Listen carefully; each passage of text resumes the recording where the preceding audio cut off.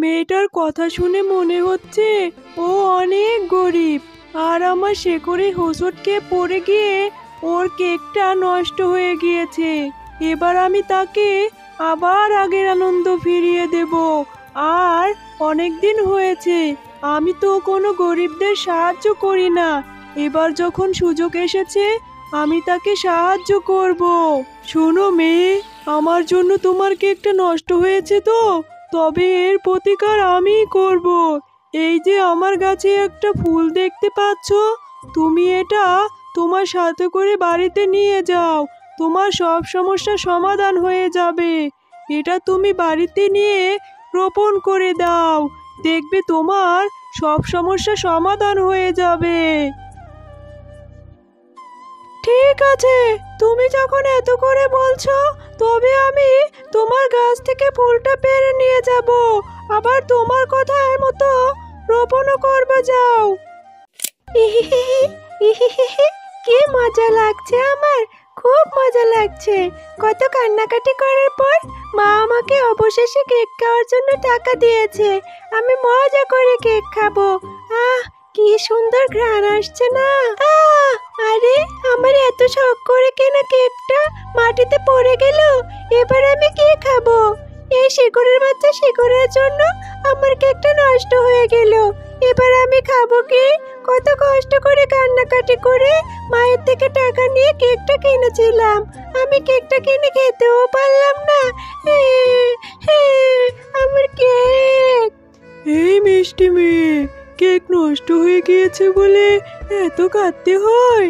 যাও, বাড়িতে গিয়ে আবার টাকা নিয়ে বাজারে গিয়ে একটা কেক কিনে খাও। কেঁদো না গো, তুমি আর কেঁদো না। চুপ করো তো গাছ, একদম চুপ করো।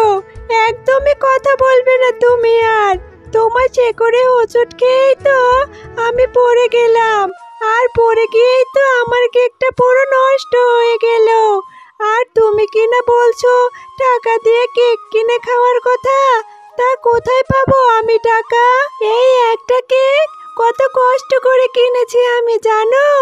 আমার মা অন্যের বাড়িতে কাজ করে সেখান থেকে টাকা জমিয়ে আমাকে কিছু টাকা দিয়েছিল কান্নাকাটি করেছি বলে কেক খাওয়ার জন্য। এখন কি আমার মা আমাকে আবার দেবে কেক খাওয়ার জন্য টাকা?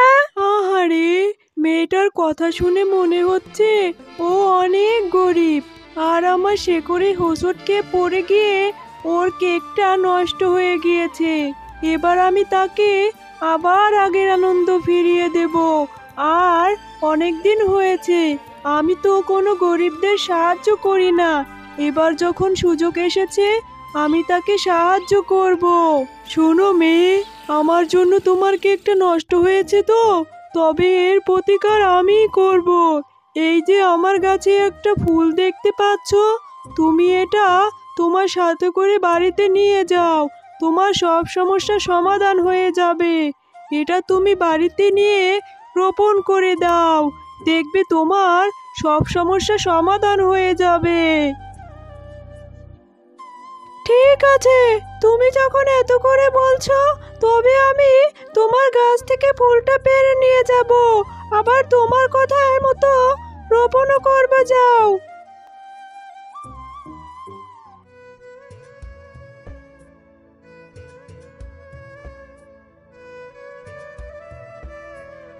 কি রে নিশি, আঙিনার মাঝে অযথা মাটি খুঁড়ছিস কেন রে?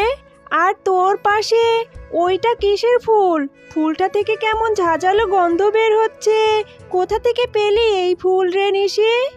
আরে মা, তোমাকে তো আমি ফুলের কথা বলতে ভুলেই গিয়েছিলাম। এরপর নিশি তার মাকে সমস্ত ঘটনা খুলে বলে।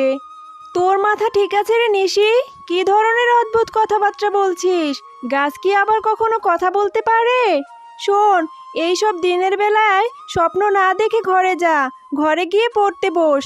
আমি পুকুর থেকে পানি আনতে গেলাম, গাছ নাকি আবার কথা বলে। মেয়েটার মাথা গেছে একেবারে। এরপর নিশি গাছের কথা মতো ফুলটি রোপণ করে দেয়।